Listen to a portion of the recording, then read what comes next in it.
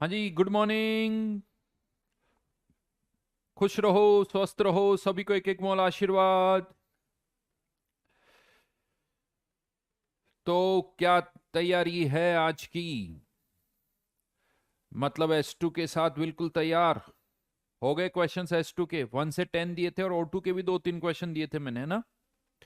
S2 के 1 से लेके 10 तक। चलो अभी देख लेते हैं। 7th का आंसर गलत है। बहुत बढ़िया जी, अगर आपको ये पता चल गया तो अभी देख लेते हैं। तो यहां पर डाउट्स बोलिए S2 में। मजा आ रहा है होमवर्क करने में? पहले तो ये बताओ, मजा आ रहा है या नहीं आ रहा है? देखो, मजा पालाने के लिए पहले दिमाग में एक चीज फिट कर देना। ऐसे तो क्यों मजा आएगा, है पढ़ना पड़ रहा है, लेकिन इस थॉट से मजा आएगा यार, ऐसे ही तो क्वेश्चन जेई में आते हैं। और ये क्वेश्चन अगर मुझसे हो रहे हैं तो जेई में भी क्वेश्चन होंगे। जेई में क्वेश्चन होंगे तो फिर तो मजा ही मजे आएंगे, आएंगे नहीं आएंगे क्या? तो इसलिए मजा लाने के लिए पहले तो उसका मोटिव देखो ये। हाँ, क्योंकि अपने को तो अभी मजा तो जेई की रैंक चाहिए। अब जेई की रैंक के लिए क्वेश्चन करेंगे तो जेई की रैंक आएगी। और क्वेश्चन हो रहे हैं तो मतलब हम सही डायरेक्शन में जा रहे हैं, बिल्कुल। तो क्वेश्चन करके खुश हो जाओ। यस, मेरी रैंक पक्की हो रही है। डे बाय डे क्वेश्चन कर रहे हैं, हमारी रैंक पक्की हो रही है, ये हमें देखना है। चलो जी, चलो अब देखते हैं क्वेश्चन नंबर कौन सा करें। फर्स्ट, सेकंड, थर्ड, फोर में किसी को कोई डाउट? मुझे लग रहा है किसी को कोई डाउट नहीं है। चलो फिफ्थ में बता देता हूं। पहला, दूसरा, तीसरा, चौथा, किसी को कोई डाउट नहीं है। तो क्वेश्चन नंबर 5 ये थोड़ा अलग है। चलो करते हैं। क्वेश्चन नंबर 5 क्या है? क्वेश्चन में कहा जा रहा है कि P4S3 की रिएक्शन हो रही है किसके साथ? ऑक्सीजन के साथ। बन क्या रहा है? P4O10 प्लस क्या बन रहा है? SO2। और क्वेश्चन की लैंग्वेज ये कहती है कि बताओ मिनिमम किस इसका कितना मास यूज किया जाए। मिनिमम कितना यूज करें कि कम से कम इस एटलीस्ट 1 ग्राम इसका भी बने और 1 ग्राम इसका भी बने, दोनों का 1-1 ग्राम बने। दोनों का कम से कम 1-1 ग्राम। अब क्वेश्चन ये आता है पहले, क्या इसका भी 1 ग्राम और इसका भी एग्जैक्टली 1 ग्राम बन सकता है क्या? पहले तो ये सोचे, यानी 1 ग्राम ये और 1 ग्राम है, वो चेक करते हैं। तो हमें ये पता है कि इसका कोफिशिएंट 1 है और इसका कोफिशिएंट 3 है, तो ये क्लियर है कि इसका जब भी 1 मोल बनेगा तो इसके 3 मोल बनेंगे। अब इसके 1 मोल का मास कितना है? बताओ, इसके 1 मोल का मास और इसके 3 मोल का मास, क्योंकि इसका 1 बनेगा तो इसके 3 बनेंगे साहब। तो इसका 1 मोल का जो मास है वो मेरे हिसाब से है 160, तो 284 है ना? 284। ये लिमिटिंग का क्वेश्चन नहीं है बेटा, ये कोई लिमिटिंग का क्वेश्चन नहीं है ना? तो इसका अगर 1 मोल है तो इसके 3 मोल का मास 3 × 64, ये हो जाता है 192 ग्राम। यानी दोनों का इक्वल मास तो प्रोड्यूस ही नहीं होगा। इसका 192 तो इसका 284 ग्राम होगा। तो ये कहना कि इसका 1 ग्राम तो इसका भी 1 ग्राम, ऐसा तो नहीं होगा। लेकिन अब हम क्या चाहते हैं कि कम से कम 1 ग्राम तो हर एक का बने, यानी 1 ग्राम से कम तो किसी का नहीं बनना चाहिए। तो अब आपको बताना कि इसका कितना मिनिमम मास यूज करें कि कम से कम हर एक सब्सटेंस का 1 ग्राम प्रोड्यूस हो। अब आप सोचो, इसका 1 ग्राम प्रोड्यूस करें या इसका 1 ग्राम? क्योंकि अगर आपने इसका 1 ग्राम प्रोड्यूस किया तो इसका मास तो 1 से भी फिर कम होगा, क्योंकि ये 284 ग्राम तो ये 192 ग्राम। अगर ये 1 ग्राम तो ये इससे कम हो जाएगा। तो क्या करो, इसका 1 ग्राम प्रोड्यूस कर लो। अगर इसका 1 ग्राम होगा तो इसका 1 ग्राम से ज्यादा हो जाएगा। अब आपको देखना, इसके 1 ग्राम के लिए P4S3 कितना होगा? तो इसका 1 ग्राम यानी 1/64 मोल्स। उसके लिए इसके कितने चाहिए? 1/3 × 1/64 मोल्स। तो मास कितना चाहिए? 1/3 × 1/64 इंटू इसका मोलिकुलर मास। जो भी आ रहा है वो यहां लिख सकते हो, मोलिकुलर मास ऑफ P4S3। समझ में आ गया? बाकी देखो यार, क्वेश्चन आसान है, थर्ड भी आसान है, फोर्थ भी आसान है। बाकी सारे क्वेश्चन थर्ड फोर्थ सब लिमिटिंग के बहुत सारे बता चुका हूं, तो वो तो नहीं बताऊंगा। बहुत बढ़िया। मल्टीप्लाई कर देना और क्या, आंसर आ जाएगा। सेवंथ में एक्चुअली पीछे आंसर गलत दे रखा है। क्वेश्चन नंबर सेवंथ का ए पार्ट का जो आंसर है वो तो है मेरे हिसाब से 0.04 फर्स्ट पार्ट का, और सेकंड पार्ट का आंसर है 0.005। ये आंसर सॉल्यूशन में तो ठीक है, पीछे गलत है तो इसे देख लेना। राइट, ये चेंज कर लेना।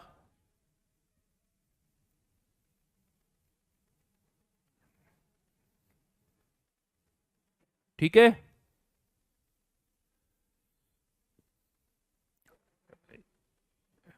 सिक्स जैसे बहुत सारे करवा चुका हूं, सिक्स अब नहीं करवा रहा हूं, बिल्कुल नहीं करवा रहा हूं। लॉस इन वेट और ऐसे बहुत सारे क्वेश्चन कर चुके हैं, रिएक्शन पता है, मिक्सचर से रिलेटेड क्वेश्चन है, एक के एक्स मोल दूसरे के वाई मोल, अब नहीं बता रहा बेटा सिक्स।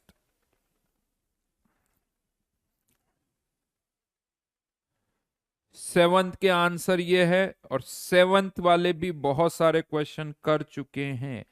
यील्ड वाला क्वेश्चन है, 80% है, 0.025 मोल्स, इसमें से केवल 80% ही रिएक्ट करेंगे, यानी 0.025 से 0.02 ही रिएक्ट करेंगे। 80% यानी 0.025 का 80% क्या होता है, 0.02 ही रिएक्ट करेंगे। अब आपको इसके अकॉर्डिंग देखना है।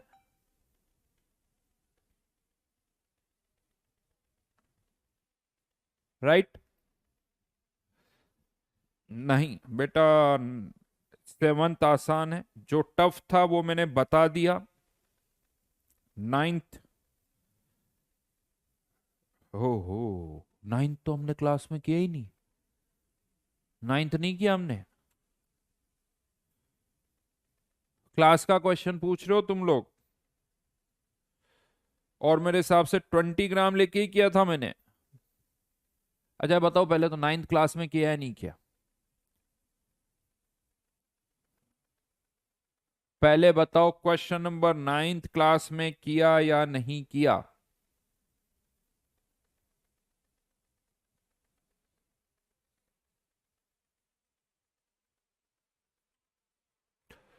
लिखो।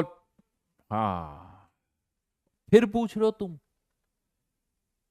हद हो गई भाई, हद हो गई है। शर्म करो रे, शर्म करो। क्लास में क्वेश्चन हो गया सर नाइन्थ बता दो, मुबाशिर रुक जाओ, 10th अब मत लिखना, मैंने पहले भी बोला एक चीज को एक बार लिखा करो, जो पूछा जा रहा है उसका जवाब दो।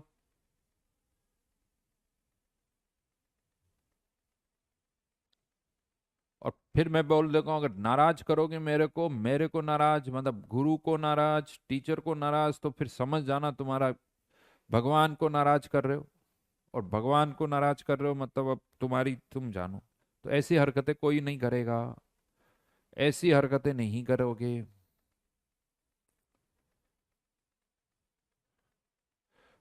और सोचो, जो नाइन्थ पूछ रहे हैं ना, सोच लो तुम। क्या बताऊं, क्यों बताऊं, सही सेवंथ में क्या है जो मैं बताऊं।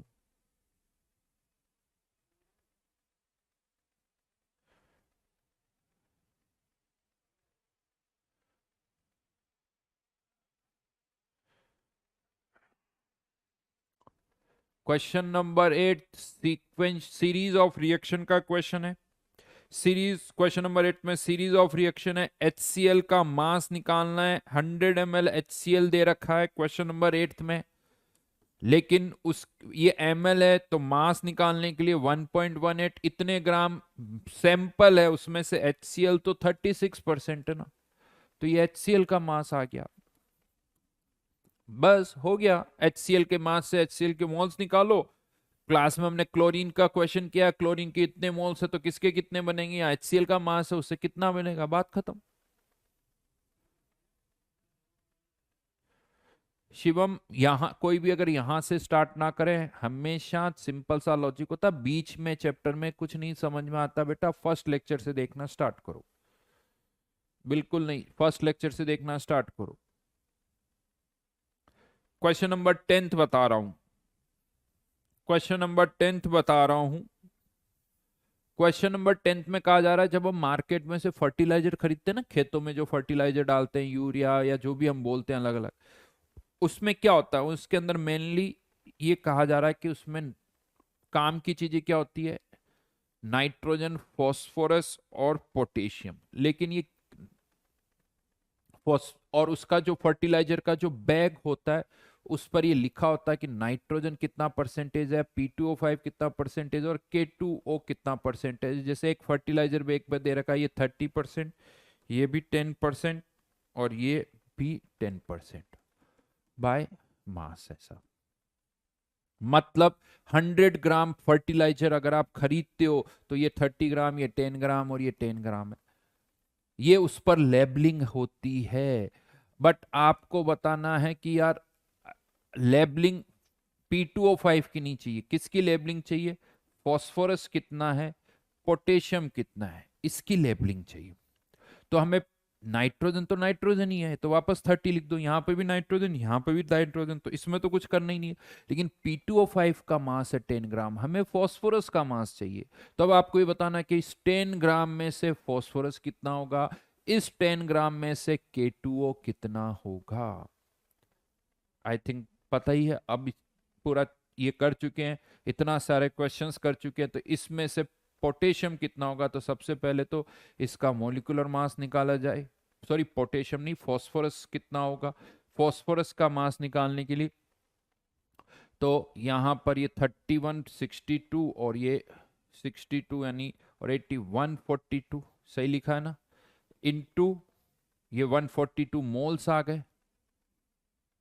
लेकिन फॉस्फोरस के मोल्स के लिए किससे मल्टीप्लाई करना होगा, 2 और इंटू 31।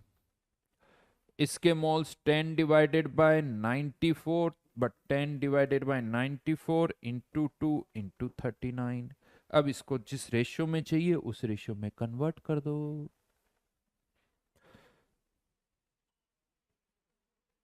अच्छा सॉरी, और ध्यान रखना मास का रेशियो नहीं चाहिए, मोल्स का रेशियो चाहिए, तो और अच्छी बात है। 39 यहां से हटाओ, 31 यहां से हटाओ और इसको किससे डिवाइड कर दो, 14 से, है ना। अब ठीक है।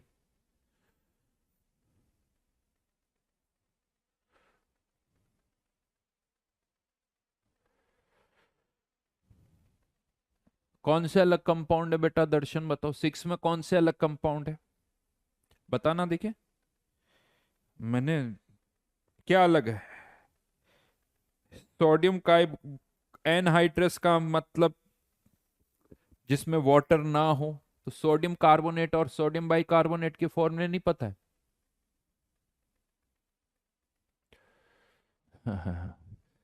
पूजा कह रही कि सर आप इतनी जल्दी मॉलिक्यूलर मास कैसे निकाल लेते हो।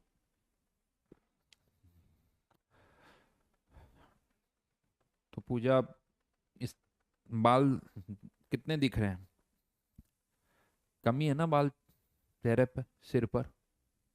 हम्म, तो वो क्या ना, मेहनत है, वो मेहनत, वो एक्सपीरियंस है, एफर्ट्स है, उसका असर है, और तो कुछ नहीं। अब और ये मत कहना कि और बाल कम हो जाएंगे तो सर फिर तो मेहनत नहीं करेंगे हम।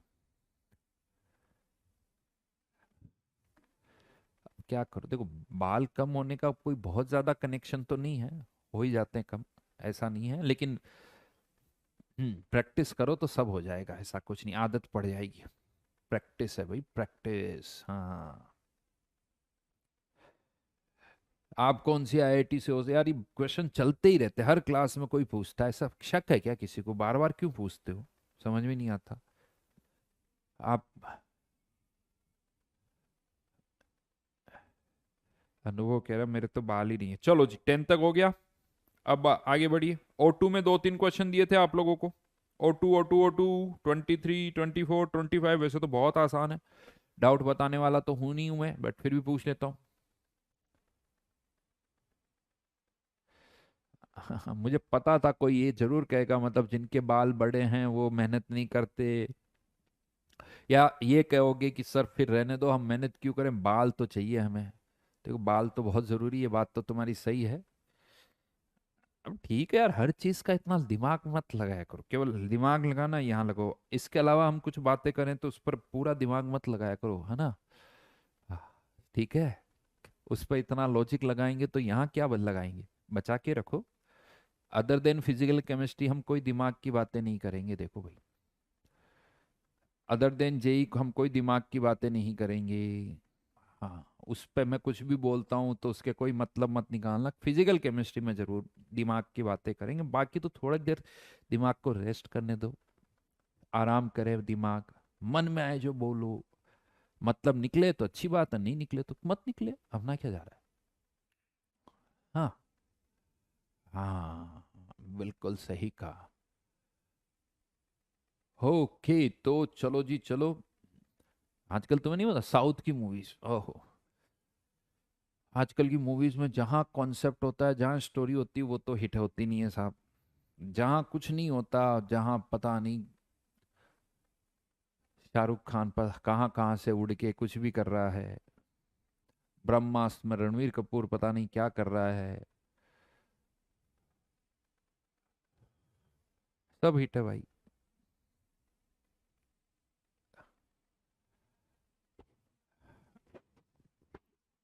दिमाग की बातें करो तो।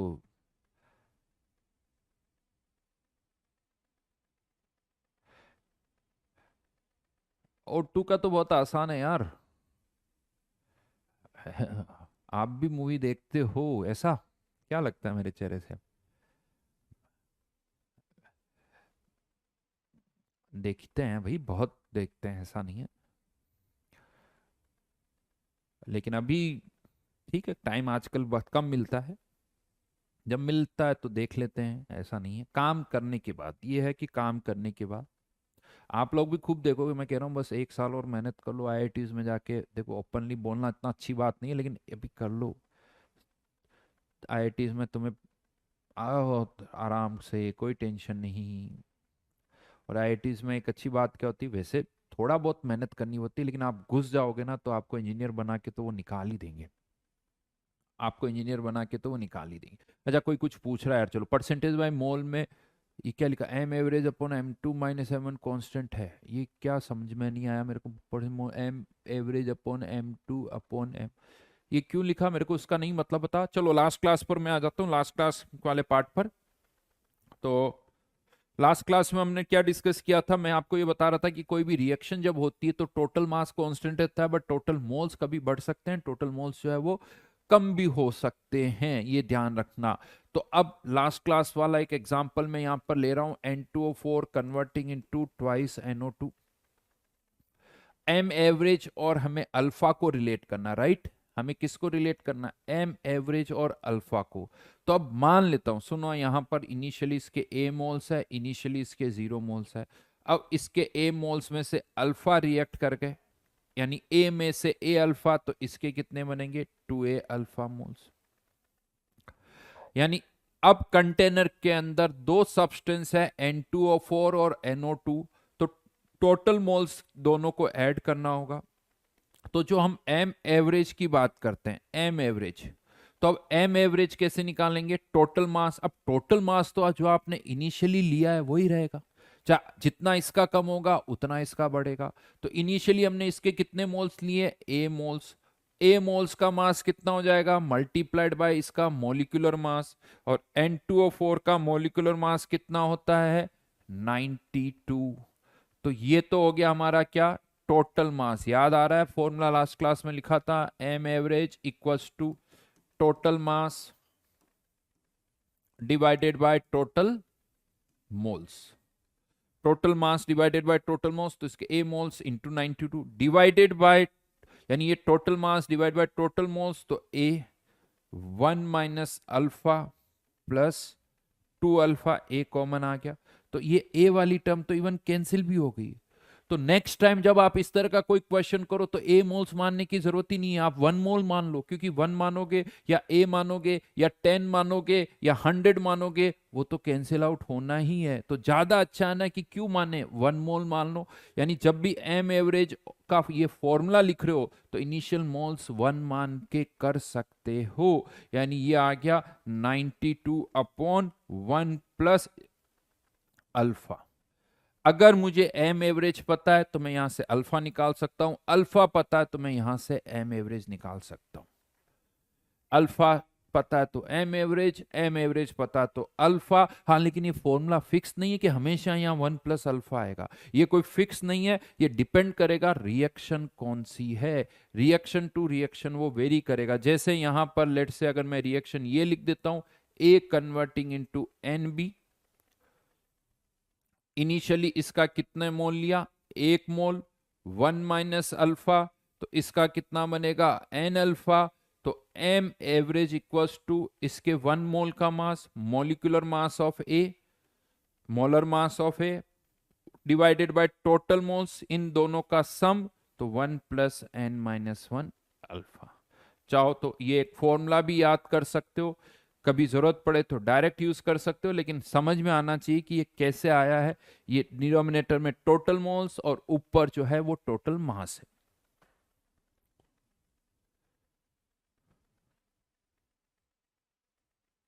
लिखो लिखो,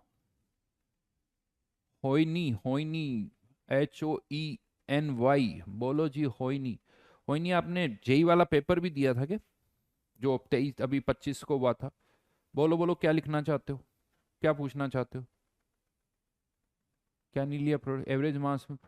अरे बेटा, इसके ए मोल्स का मास ले लिया स्टार्टिंग में, ए मोल्स का जो मास होगा जितना कम होगा उतना ही इसका बनेगा ना, तो टोटल मास तो अब हमेशा इतना ही रहेगा, टोटल मास हमेशा इतना ही रहेगा।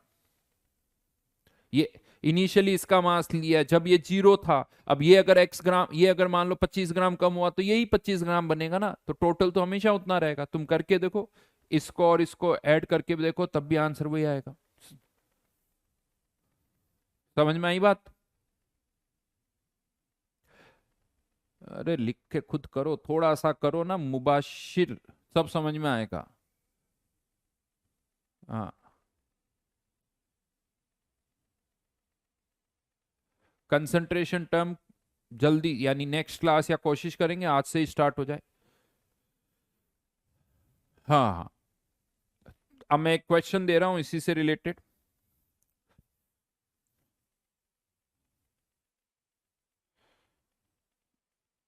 Find alpha of ammonia if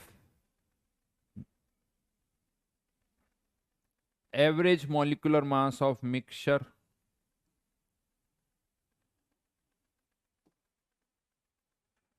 of reaction mixture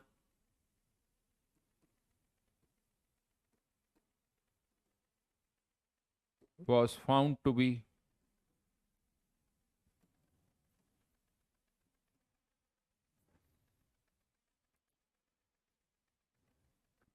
10।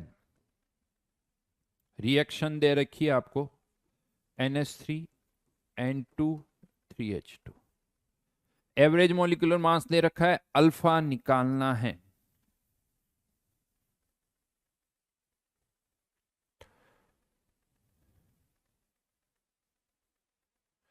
एक क्वेश्चन को कितना टाइम देना चाहिए गुरुजी? अभी बेटा करते जाओ, अभी कुछ, हाँ बट 3 4 5 6 मिनट के आसपास, ज्यादा मत, तो इससे ज्यादा टाइम मत, तो 5 6 मिनट हो जाए, कोशिश कर लो। नहीं हो रहा है तो या तो सॉल्यूशन देख लो, नहीं तो क्लास में पूछ लो, क्योंकि हमें होमवर्क भी पूरा करना है। ऐसा नहीं कि जो क्वेश्चन नहीं हो रहा है बाद में टाइम मिले तो फिर वापस ट्राई करो।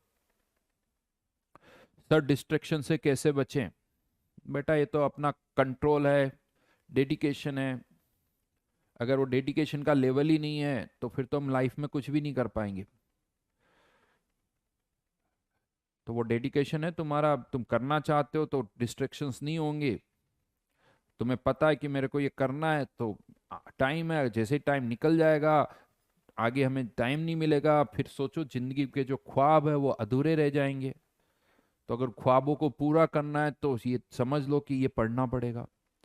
मोबाइल देखने से, टीवी देखने से जिंदगी में कोई टारगेट पूरा नहीं होगा, जिंदगी के ख्वाब अधूरे रह जाएंगे।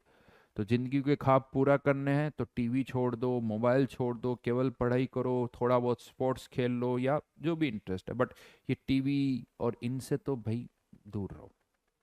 काम की चीज टीवी में भी या मोबाइल में बहुत सारी चीजें काम की, ऐसा नहीं, बट अभी जो है वो तो इनको फोकस करो। चलिए अल्फा आ गया क्या बताओ जल्दी से। 0.7 आ रहा है, किसी का दो तीन आंसर दिख रहे हैं। 24/15, कोई कह रहा 0.7। अरे बेटा अल्फा कभी 1 से ज्यादा नहीं हो सकता। 7/20, 7/20 और 41/20। अच्छा 1 से ही ज्यादा, वेरी गुड। अल्फा 1 से ज्यादा। आकाश थोड़ा दिमाग लगा ले भाई, थोड़ा दिमाग लगा ले। किसके लिए बचा के रखा है उस दिमाग को, है कब यूज करने का प्लान है, बुढ़ापे में। 1/3 भी आ रहा है, 0.7 वैसे ज्यादातर का। तो मैंने मान लिया इसके कितने मोल्स है, 1 मोल। 1 माइनस अल्फा, तो इसके कितने बनेंगे, अल्फा/2। इसके कितने बनेंगे, 3 अल्फा/2।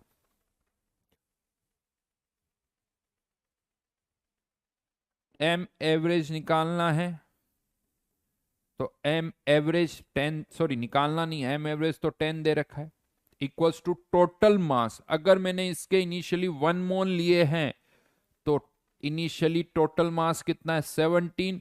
अब मास तो हमेशा टोटल वही रहेगा, डिवाइडेड बाय 1 प्लस इन तीनों का sum which is alpha, this plus this. चलो लिख देता हूं एक बार।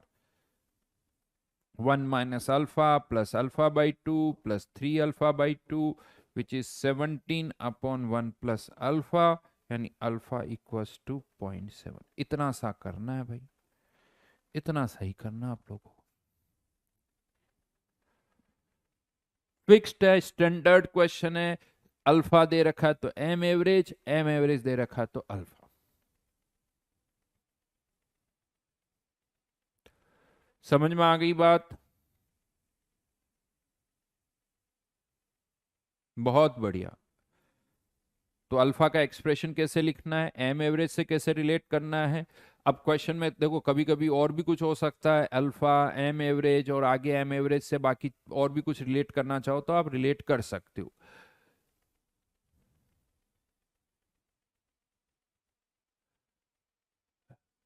बट क्वेश्चन शीट में करना दिव्यांशु, और इससे ज्यादा कुछ क्वेश्चन है नहीं।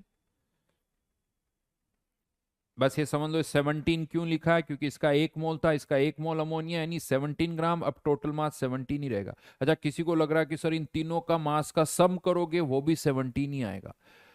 इस 1 माइनस अल्फा को 17 से मल्टीप्लाई कर दो, प्लस अल्फा/2 को 28 से मल्टीप्लाई कर दो, प्लस 3 अल्फा/2 को 2 से मल्टीप्लाई करके देख लेना ये आंसर कितना आएगा, ये भी 17 ही आएगा।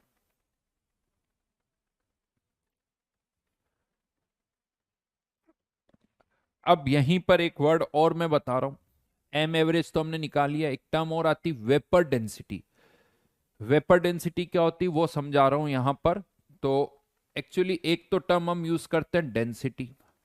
डेंसिटी क्या होती, मास divided by volume.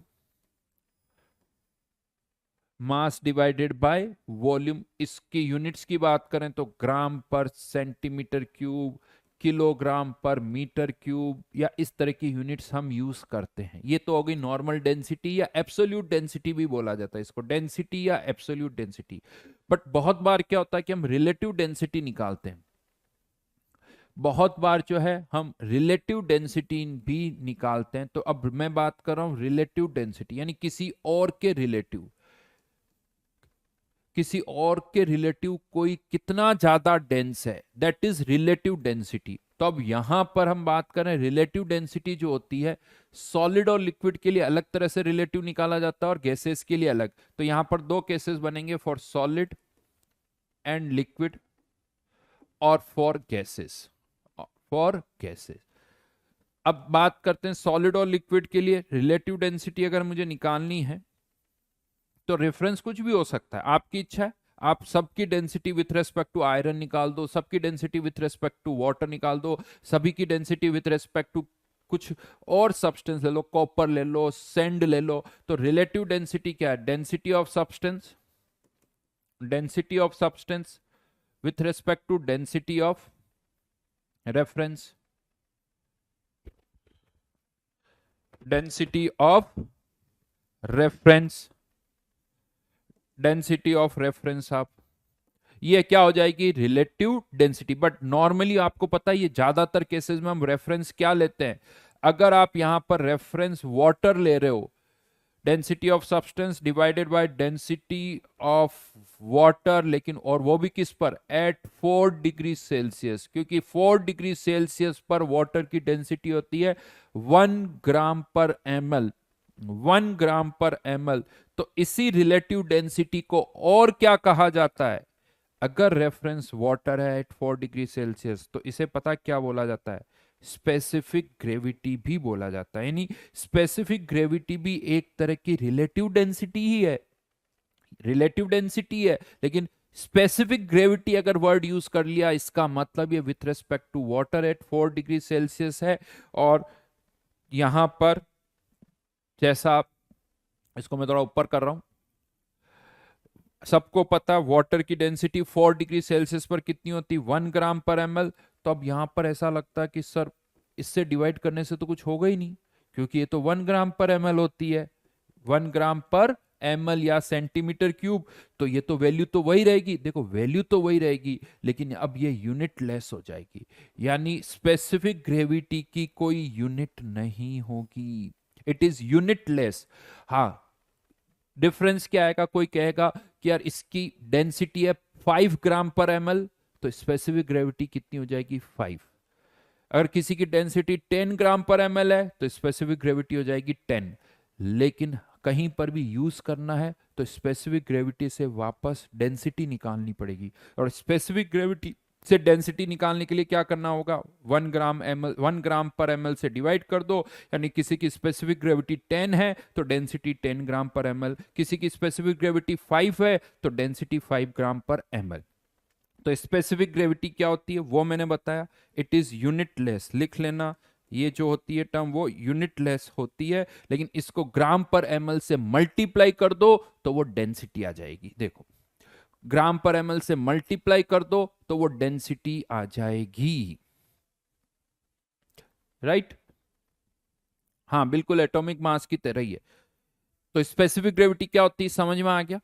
Specific gravity समझ में आ गया। मैग्नीट्यूड वाइज स्पेसिफिक ग्रेविटी और डेंसिटी एक ही बात है। स्पेसिफिक ग्रेविटी बोलो, डेंसिटी बोलो, एक ही बात है। मैग्नीट्यूड वाइज कोई डिफरेंस नहीं है। स्पेसिफिक ग्रेविटी यूनिटलेस है, डेंसिटी की यूनिट होती है। ये तो हो गया आधा पार्ट। दूसरा फॉर गैसेस। अब गैसेस की जब हम बात करते हैं तो उनके लिए रिलेटिव डेंसिटी को पता है क्या बोला जाता है? उनके लिए रिलेटिव डेंसिटी को हम बोलते हैं वेपर डेंसिटी, वेपर डेंसिटी। और यहां पर भी तरीका वही है, density of gas, density of gas divided by density of reference gas, लेकिन ऑफ रेफरेंस गैस होनी चाहिए at same temperature and pressure, at same temperature and pressure. यहां ऐसी टेम्परेचर प्रेशर की कोई कंडीशन नहीं थी। इस सब्सटेंस की डेंसिटी किसी भी टेम्परेचर पर हो सकती है, देखो वो ज्यादा चेंज होती नहीं। सॉलिड और लिक्विड की डेंसिटी टेम्परेचर प्रेशर से ज्यादा चेंज नहीं होती है, लेकिन गैसेस की डेंसिटी टेम्परेचर प्रेशर के साथ अच्छी खासी चेंज होती है। इसीलिए यहां पर दोनों का टेम्परेचर प्रेशर सेम होना चाहिए, यानी जिस टेम्परेचर पर ये गैस है रेफरेंस गैस भी उसी पर होनी चाहिए। अब क्वेश्चन ये आता है कि यहां रेफरेंस गैस क्या ले? कुछ भी ले सकते हो, हाइड्रोजन ले सकते हो, हीलियम ले सकते हो, ऑक्सीजन ले सकते हो, नाइट्रोजन ले सकते हो, ये आपके ऊपर डिपेंड करता है। लेकिन ज्यादातर हम क्या लेते हैं? हाइड्रोजन। अगर कोई नहीं मेंशन कर रहा है तो हम यही मानते हैं विथ रेस्पेक्ट टू हाइड्रोजन हम लेते हैं। तो यहां पर मैं इसको थोड़ा इधर कर खिसका रहा हूं,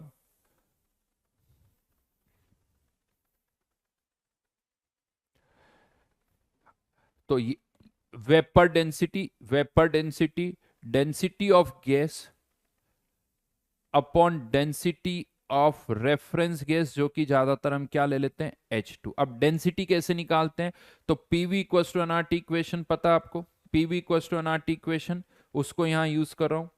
PV मोल्स कैसे निकालते हैं, मास divided by molar mass into RT।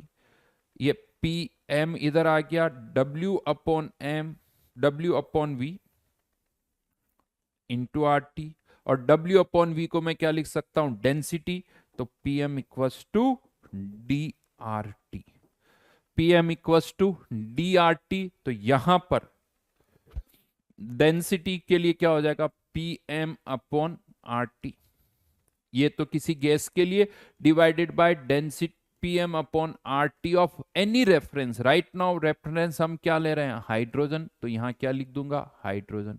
लेकिन प्रेशर और टेम्परेचर तो जो यहां है वही यहां है, R जो यहां है वही यहां है, टेम्परेचर जो यहां है वही यहां है। तो ये वाली सारी टर्म्स जो है वो क्या हो जाएगी, कैंसिल आउट। तो बचेगा क्या यहाँ पर, मास ऑफ जो भी गैस है, जो भी गैस है उसका मास divided by mass of hydrogen which is 2।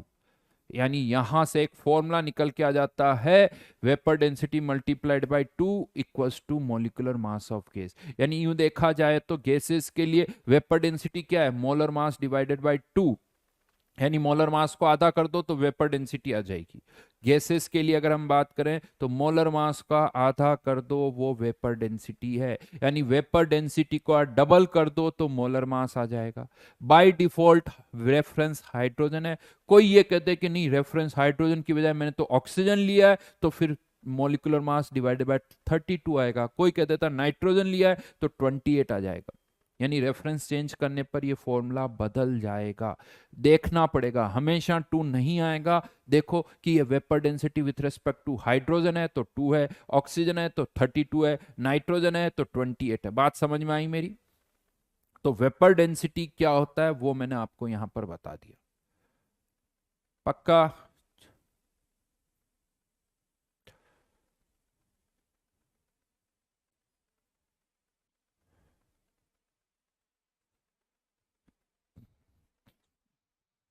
अनुभव जो लिखा हुआ है उसको देखो, है ना, जो लिखा हुआ है उसको देखो, चीजें सब समझ में आएगी।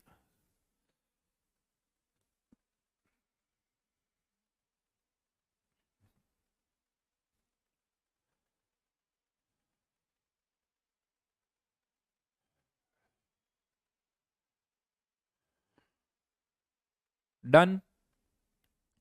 तो ये वर्ड याद रखना, वेपर डेंसिटी वाली टर्म।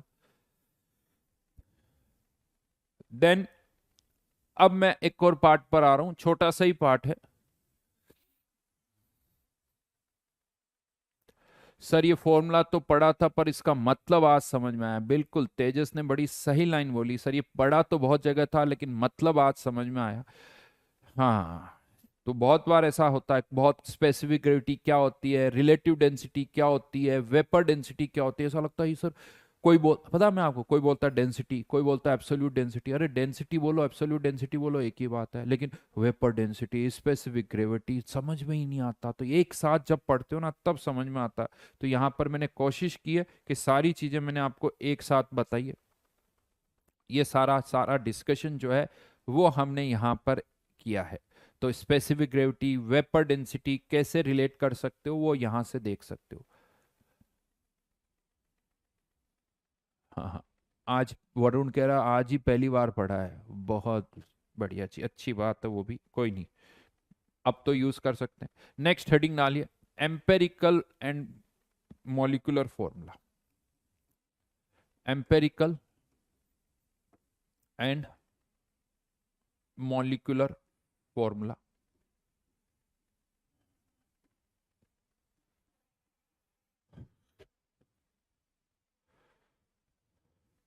वेपर सारी रिलेटिव डेंसिटी यूनिट लेस है बेटा, कोई भी रिलेटिव डेंसिटी जो है वो सब यूनिट लेस है, वेपर डेंसिटी भी यूनिट लेस है।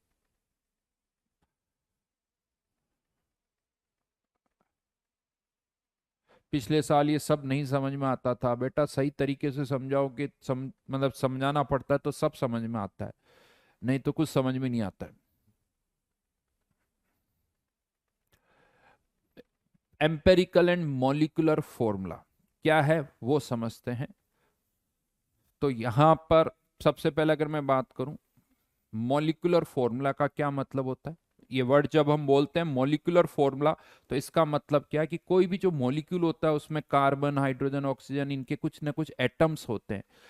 तो किसी मॉलिक्यूल में कार्बन के कितने एटम है, हाइड्रोजन के कितने एटम है, ऑक्सीजन के कितने एटम है, नाइट्रोजन के कितने एटम्स है, वो जब आप ऑन पेपर लिखते हो तो उसे कहा जाता है, वो उसका मॉलिक्यूलर फॉर्मूला है जो बताता है कि कौन से एलिमेंट के कितने एटम्स हैं।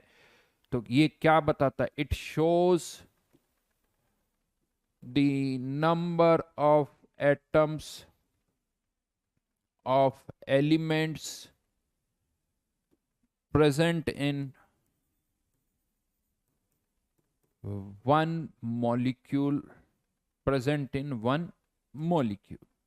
It shows the number of atoms of element present in one molecule. जैसे for example ग्लूकोज है C6H12O6, ये इसका मॉलिक्यूलर फॉर्मूला जो बता रहा है कि ग्लूकोज के एक मॉलिक्यूल में कार्बन के 6 एटम्स हैं, हाइड्रोजन के 12 है, ऑक्सीजन के 6 है। बेंजीन C6H6, ये है बेंजीन, ये है ग्लूकोज, यानी बेंजीन के एक मॉलिक्यूल में कार्बन के 6 और हाइड्रोजन के भी 6 एटम्स है। इसे हम कहते हैं मॉलिक्यूलर फॉर्मूला। देन एक आता है एम्पेरिकल फॉर्मूला। एम्पेरिकल फॉर्मूला क्या होता है, ये एग्जैक्ट नंबर ऑफ एटम्स नहीं बताता है, एग्जैक्ट नंबर ऑफ एटम्स नहीं बताता है, ये जितने भी एलिमेंट्स है उनके एटम्स को सिंपलेस्ट रेशियो में बताता है, सिंपलेस्ट रेशियो में बताता है। तो it shows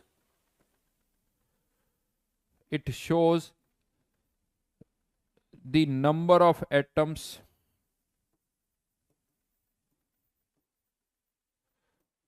in their simplest whole number ratio। मतलब क्या हुआ इसका, इसका मतलब यह है कि अगर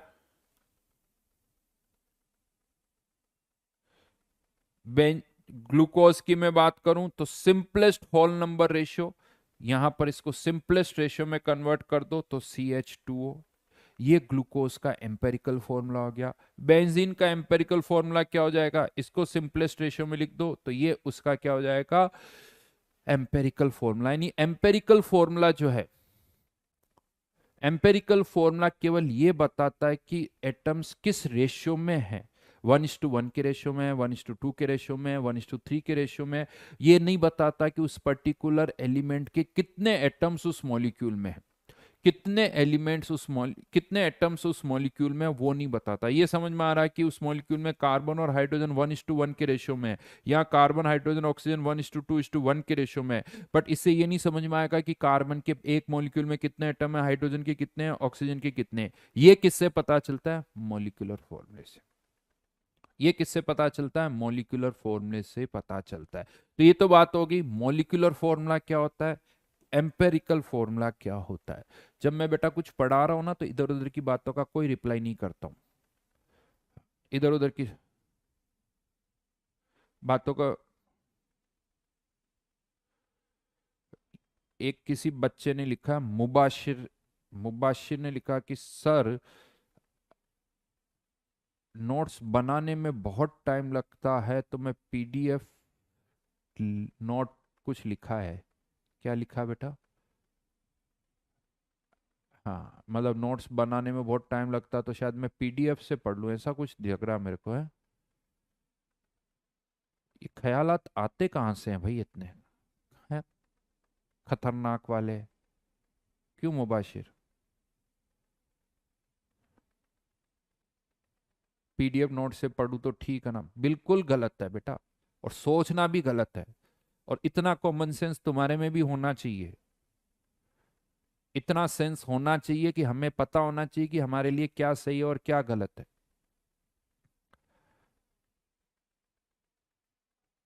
समझ में आई बात। इस तरह के फालतू से घटिया से क्वेश्चन पूछने से पहले 4 बार सोचो कि मैं किस लेवल के क्वेश्चन पूछ रहा हूँ। नोट्स बनाने में टाइम लगता है, नोट्स बनाने में टाइम लगता है तो फिर अगर नोट्स ऐसे ही लाओगे तो कुछ नहीं होने वाला। तो सोच समझ के पूछो क्या पूछ रहे हो।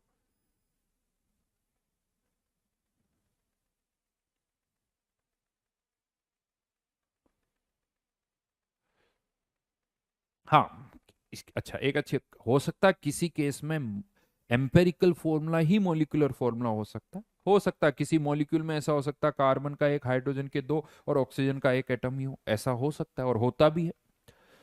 फॉर्मेल्डिहाइड में का फॉर्मूला भी यही है, उसका एम्पेरिकल फॉर्मूला भी यही है, उसका मॉलिक्यूलर फॉर्मूला भी यही है।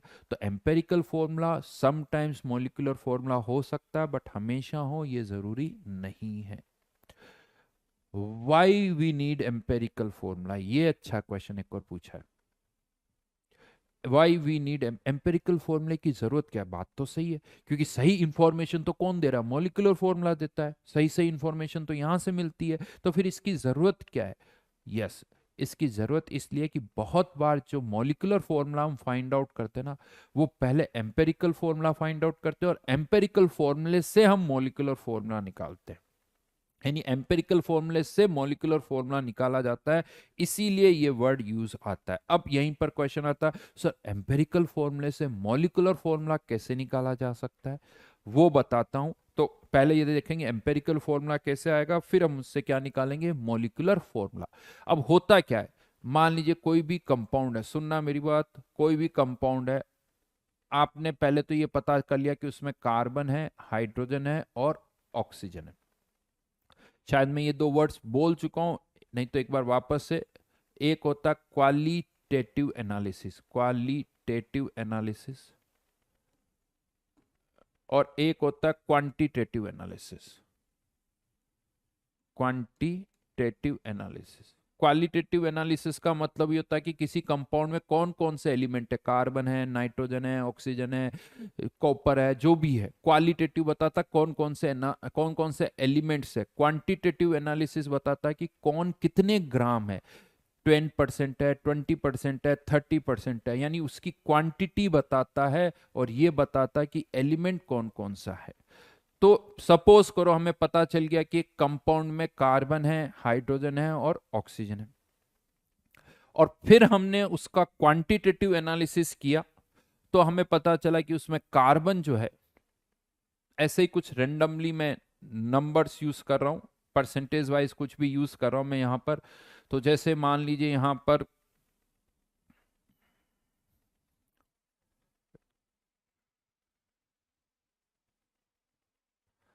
ये 48%, ये 32%,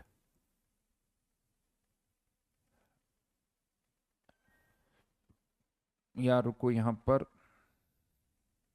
मैं डेटा थोड़ा बदल रहा हूं।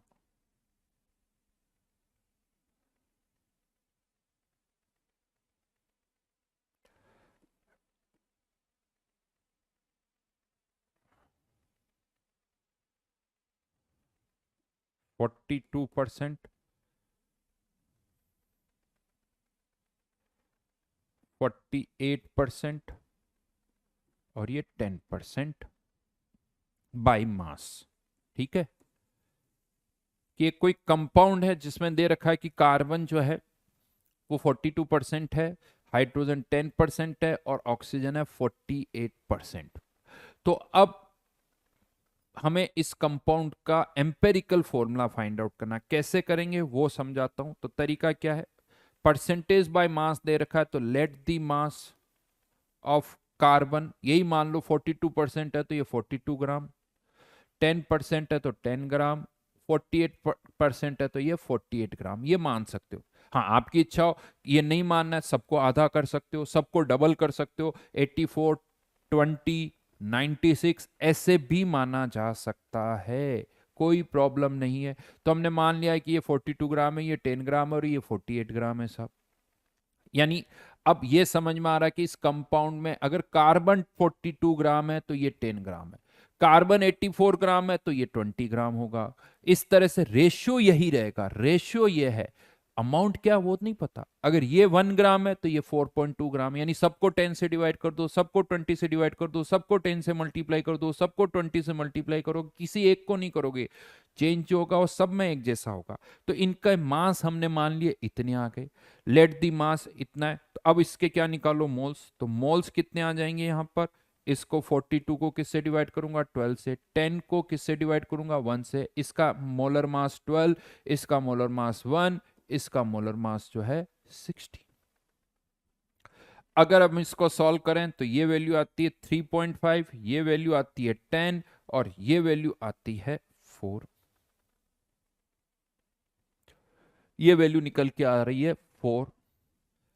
अब यहां पर हम क्या कह रहे हैं इसी चीज को, कि अगर इसके ये मोल्स है, इसके 3.5 मोल्स है, तो इसके साथ इसके 10 मोल्स होंगे, इसके 4 मोल्स होंगे। मतलब इसके 3.5 एटम्स हैं तो इसके 10 एटम्स होंगे, इसके 4 एटम्स होंगे, यानी एटम्स का जो रेशियो है वो यही होगा, वो यही होगा। अब आप ऑब्वियसली कह सकते हो सर आधा एटम थोड़ी हो सकता, ऑब्वियसली बात है नहीं हो सकता, तो हमें इसको किस मल्टीप्लाई करना होगा किसी और रेशियो में। बट अब आप इसे 2 से भी मल्टीप्लाई कर सकते हो, आप इसे 4 से भी मल्टीप्लाई कर सकते हो, आप इसे 8 से भी मल्टीप्लाई कर सकते हो। अगर मैं इसको 2 से मल्टीप्लाई करता हूं तो ये हो जाएगा 7, ये हो जाएगा 20, ये हो जाएगा 8। बट क्या ये जरूरी है कि इसके एक मॉलिक्यूल में कार्बन के 7 एटम्स हैं? नहीं है। अगर मैं इसको 4 से मल्टीप्लाई करता तो ये 14 आता। तो हो सकता है इस मॉलिक्यूल के एक कंपाउंड में कार्बन के 7 एटम्स हो सकता है 14 एटम्स हो सकता है 21 एटम्स हो। हाँ, बट अगर इसके 7 है तो इसके 20 होंगे, इसके 8 होंगे। तो ये इसका क्या आ गया, सिंपलेस्ट होल नंबर रेशियो आ गया। यानी राइट नाउ मैं कह सकता हूं कि इनका जो रेशियो है, मिनिमम 7 एटम्स तो होंगे ही होंगे, आधा तो हो नहीं सकता, 3.5 हो नहीं सकता। तो मिनिमम कार्बन के 7 एटम्स, हाइड्रोजन के 20 और ऑक्सीजन के 8। यानी या तो इस ये सिंपलेस्ट रेशियो है, इसीलिए इसे क्या कहा जाता है, empirical formula, empirical formula. But अब इसका मॉलिक्यूलर फॉर्मूला क्या होगा वो नहीं पता भाई। इसका मॉलिक्यूलर फॉर्मूला क्या होगा, ओए सॉरी गड़बड़ कर दी मैंने, 3 लिख दो भाई, 6 लिख दो, बस। अब ठीक है, हाँ हाँ हो जाती है गड़बड़।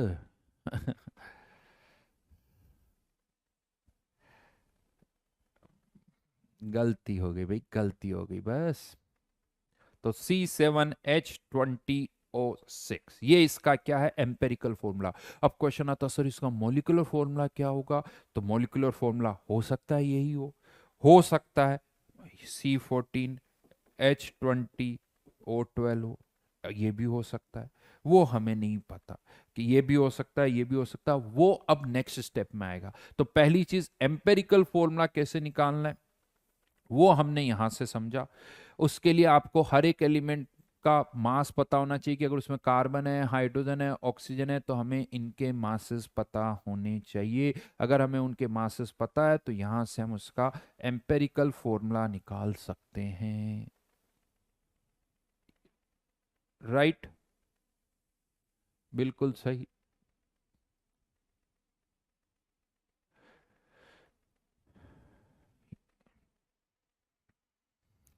चलो अब इसी में आगे मॉलिक्यूलर फॉर्मूला कैसे निकालना वो तो अभी मैं बताऊंगा, बट ठीक है एक दो क्वेश्चन और कर लेते हैं, देखते हैं।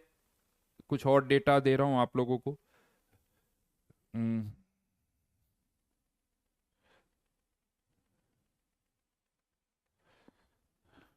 लेट्स से कंपाउंड में कार्बन भी है, हाइड्रोजन भी है, नाइट्रोजन भी है, और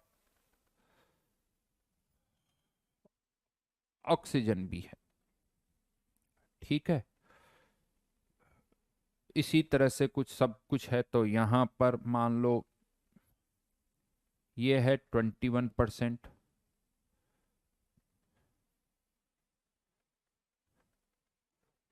ये है 40%,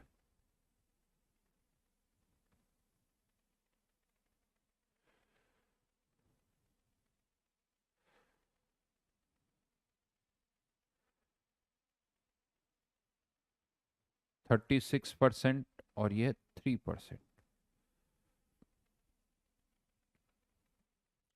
फाइंड एम्पेरिकल फॉर्मूला। बताइए एम्पेरिकल फॉर्मूला क्या होगा इसका।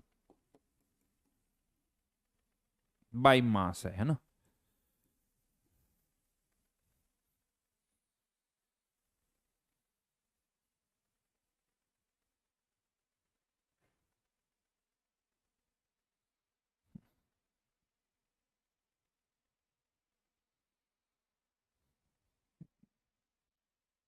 सर आप ऑन द स्पॉट क्वेश्चन बनाते हो, बन जाते हैं भाई, कोई प्रॉब्लम। अच्छा किसी का C6H6N3O5, N3O5 एक आंसर आ गया भाई, C6H6N3O5।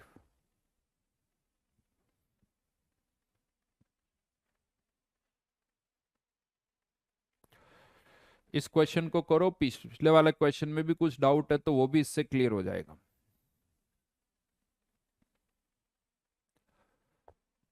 इस क्वेश्चन को करिए, पिछले वाले क्वेश्चन में भी जो डाउट होगा वो क्लियर हो जाएगा। वैसे तो सही लग रहा है ये आंसर, नहीं यही है भाई, बिल्कुल सही। 6635 बिल्कुल सही, 6635।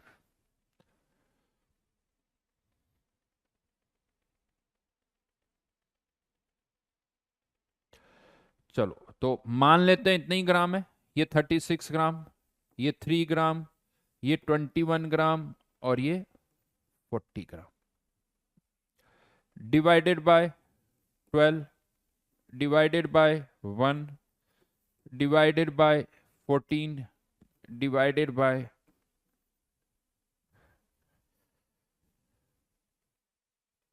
16। ये आ गया 3, ये आ गया 3, ये आ गया 1.5 और ये आ गया 2.5। लेकिन सिंपलेस्ट रेशियो में करना है तो सबको 2 से मल्टीप्लाई कर दो, 6635। ये आंसर आ गया सर।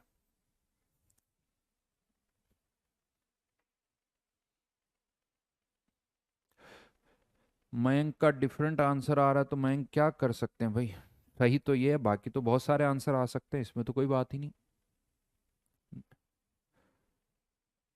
तो ये फाइनल आंसर यहां पर है, बट ध्यान रखना क्वेश्चन में क्या दे रखा है वो भी केयरफुली देखना। जैसे एक और क्वेश्चन देता हूं यहां पर, हो गया है तो हम्म,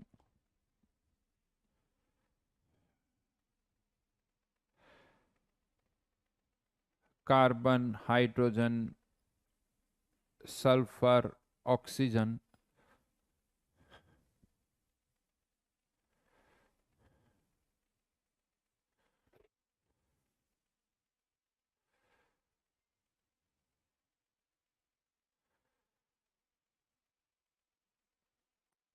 30%,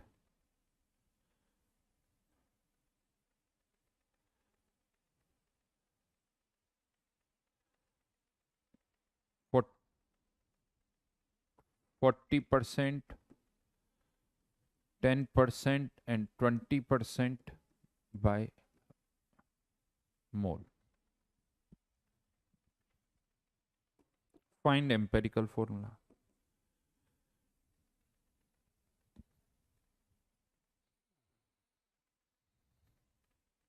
ऐसे क्वेश्चंस मेंस में आते हैं, बिल्कुल आते हैं, बट बस फर्क इतना है कि मैं जो डेटा दे रहा हूँ बड़े अच्छे से दे रहा हूँ तो कैलकुलेशन कम है, और मेंस में जब क्वेश्चन आते हैं तो उसमें कैलकुलेशन ज़्यादा होती है, इतना सा फर्क है।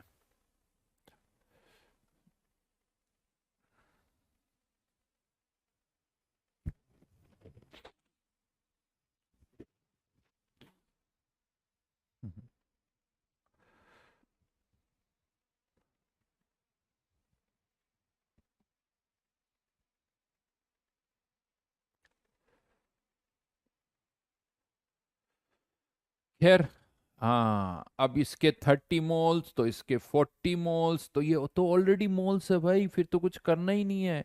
यानी इसके 3 तो इसके 4, इसका 1, इसका 2, तो C3H4SO2। यानी ये ध्यान से रखना, कहीं कहीं ऐसा ना हो कि परसेंटेज बाय मोल दे रखा है फिर भी हम मोलर मास से डिवाइड कर रहे हैं, देख ही नहीं रही कि यहाँ क्या लिखा हुआ, अच्छा परसेंटेज देखा मोलर मास से डिवाइड करने लगे, क्योंकि ये रेयरली होगा कि मोल्स दे रखे होंगे, ज्यादातर मास ही गिवन होता है, बट फिर भी चेक कर लीजिए कहीं ऐसा ना हो कि ये गड़बड़ जाए।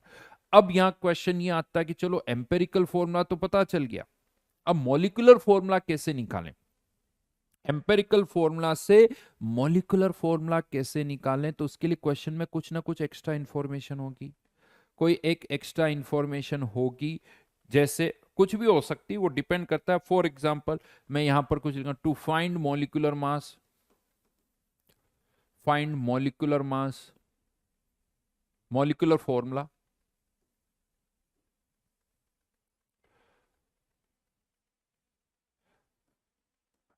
molecular mass may be given, molecular mass of compound of molecule may be given,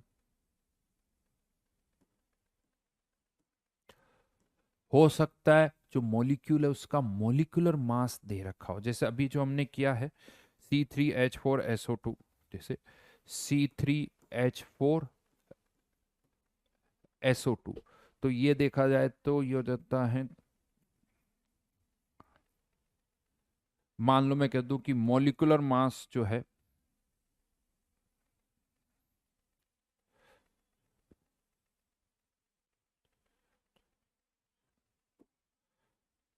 मास, कुछ कैलकुलेशन तो गड़बड़ नहीं हो रही, मॉलिक्यूलर मास लेट से दे रखा है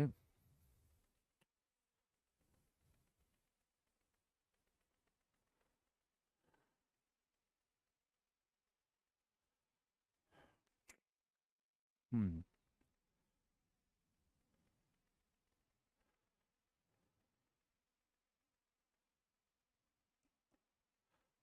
तो बताइए मॉलिक्यूलर फॉर्मूला क्या होगा,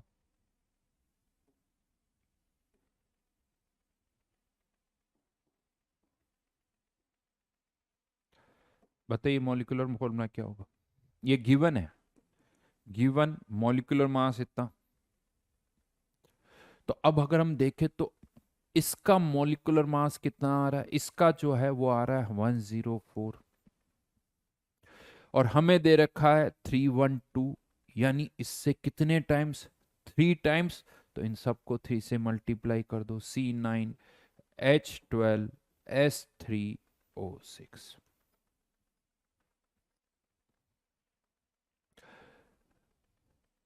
या कुछ और इंफॉर्मेशन भी हो सकती है, जैसे ये कह दिया जाए कि पर मॉलिक्यूल सल्फर के इतने एटम्स है, यानी पर molecule number of atom of, actual number of atoms, actual number of atom of any element is given, अगर किसी का ये दे रखा है कि जैसे सल्फर के 3 एटम है साहब, अगर सल्फर के 3 एटम है तो ये हो जाएगा, सल्फर के 2 एटम है तो सबको 2 से मल्टीप्लाई कर दो, ऑक्सीजन के 6 एटम्स है तो सबको 3 से मल्टीप्लाई कर दो, तो इस तरह से किसी पर molecule actual number of atoms of any element is given, तो उससे भी हो जाएगा। या थर्ड इंफॉर्मेशन, मॉलिक्यूलर मास की जगह वेपर डेंसिटी दे रखी हो, if vapour density is given, तो वेपर डेंसिटी पता है तो उसका डबल कर देंगे तो क्या आ जाएगा, मोलर मास, तो मोलर मास क्या हो जाएगा, वेपर डेंसिटी इंटू 2, तो उससे भी हम मोलर मास निकाल सकते हैं, बस यही करना है और कुछ नहीं। वेपर डेंसिटी पता है, 2 टाइम्स कर दो मोलिकुलर मास आ गया, मोलर मास से फिर कर सकते हो, कोई कहते कि कार्बन के इतने एटम्स हैं तो उसके अकॉर्डिंग मोलर मॉलिक्यूलर फॉर्मूला आ जाएगा, यानी कुछ ना कुछ इंफॉर्मेशन जरूर होगी।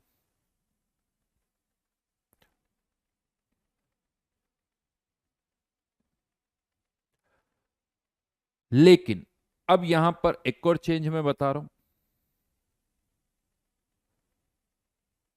अगर मल्टीप्लाई करने पर भी डेसिमल में क्यों आएगा, 1.66 है तो 100 से मल्टीप्लाई कर दो, 1.66 है तो 100 से 166 हो जाएगा, बात खत्म।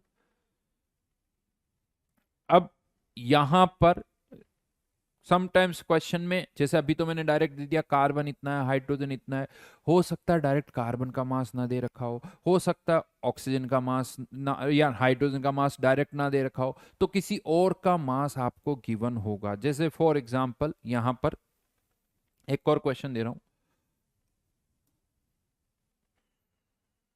रुकना।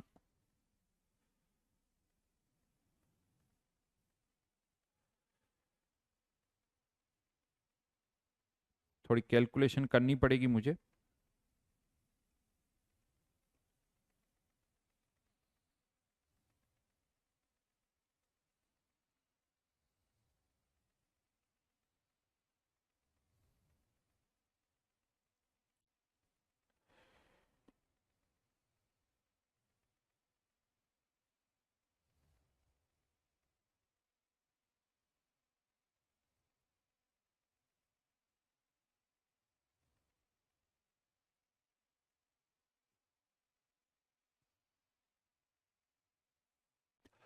$66 ग्राम of an organic compound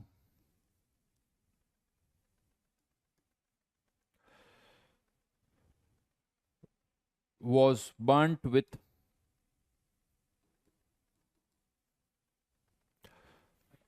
excess oxygen.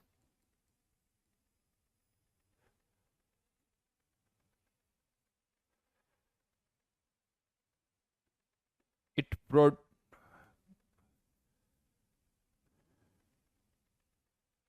which produced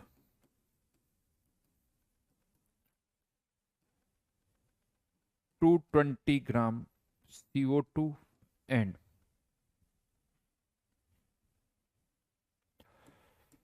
54 gram H2. Find empirical formula.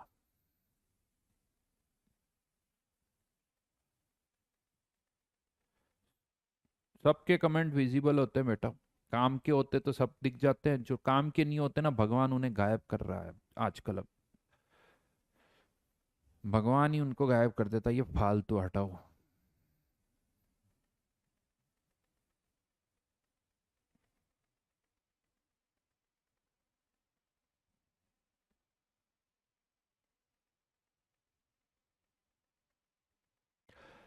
चलो जल्दी से क्वेश्चन करो।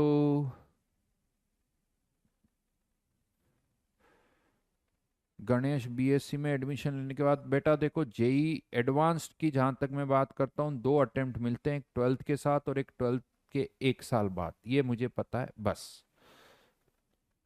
अगर तुम ज्वाइन कर लो बीएससी तब भी दे सकते हो, कोई प्रॉब्लम नहीं।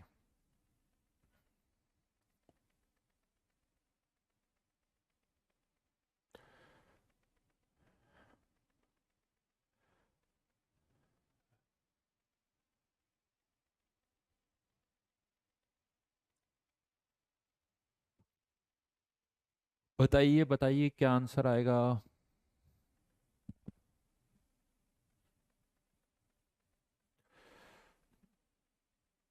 ये ऑक्सीजन कहाँ से आ रही है यार ये।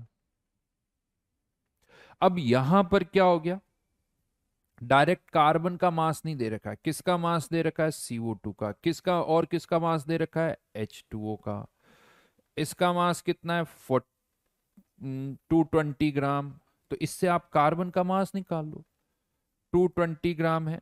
इसका मास कितना है 54 ग्राम, तो इससे हम किसका मास निकालें कार्बन का, तो डिवाइडेड बाय 44 कितने मोल्स आ गए 5 मोल्स। इसके कितने मोल्स आ गए 18 से डिवाइड कर दिया 3 मोल्स, तो कार्बन के कितने मोल्स हो गए 5 मोल, हाइड्रोजन के कितने हो गए 6 मोल, हाइड्रोजन एटम के। अब यहां एक और बात आती, क्या इस ऑर्गेनिक कंपाउंड में केवल कार्बन और हाइड्रोजन ही है, ये कैसे पता चलेगा। तो कार्बन और हाइड्रोजन तो और कहीं से आ नहीं सकती, क्योंकि अगर CO2 प्रोड्यूस हो रही तो कार्बन इसी कंपाउंड से आएगी, हाइड्रोजन इसी कंपाउंड से आएगी, और 5 मोल कार्बन का मास होता है 60 ग्राम, 6 मोल हाइड्रोजन एटम का मास होता है 6 ग्राम, तो टोटल कितना हो गया 66 ग्राम। कंपाउंड भी कितना है 66 ग्राम। इसका मतलब इस कंपाउंड में केवल कार्बन और हाइड्रोजन ही है। अगर ये 66 ग्राम से कम आ रहा होता तो इसका मतलब इस कंपाउंड में कार्बन हाइड्रोजन के अलावा भी कोई है, कार्बन हाइड्रोजन के अलावा भी कुछ और है। वो क्वेश्चन के अकॉर्डिंग डिपेंड करेगा। अगर कुछ नहीं दे रखा तो और क्या हो सकता है, प्रोडक्ट तो CO2 और H2O ही है, तो फिर वो कार्बन हाइड्रोजन के अलावा और क्या हो सकती है, ऑक्सीजन हो सकती है। लेकिन राइट नाउ तो इन दोनों का मास 66 ग्राम आ गया, मतलब कंपाउंड में केवल कार्बन और हाइड्रोजन ही है। तो आंसर ये मोल्स है, तो अब तो कुछ करना ही नहीं है। इसके 5 मोल, इसके 6 मोल, तो C5H6 कर दो, आंसर आ जाएगा।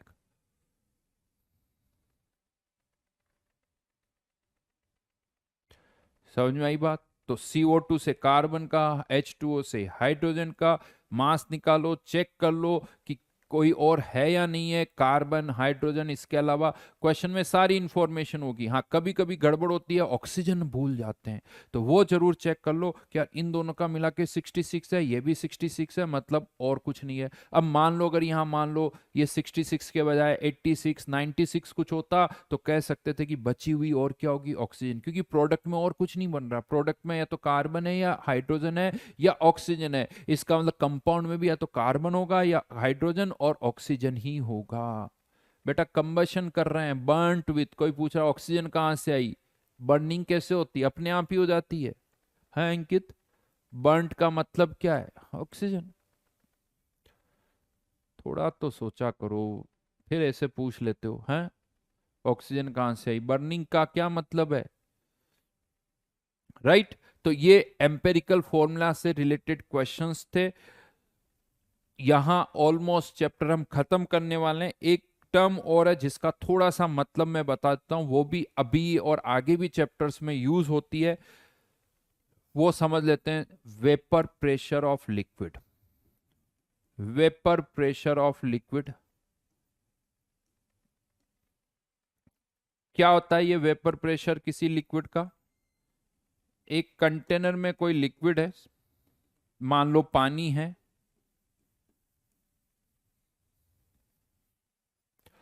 क्वेश्चन अभी प्रैक्टिस करोगे बेटा, सुनो मेरी बात, ड्रॉपर में हो पहले तो बेसिक चीजें समझो। कोर्स एक ही साल में कंप्लीट करना है या 2-3 साल में करना है? ऑलरेडी पता कौन सा लेक्चर ही हमारा, केवल अभी हमने कंसंट्रेशन टर्म भी स्टार्ट नहीं किया है। हम्म, आज मेरे को लगता है ये हमारा 8th लेक्चर है। 8।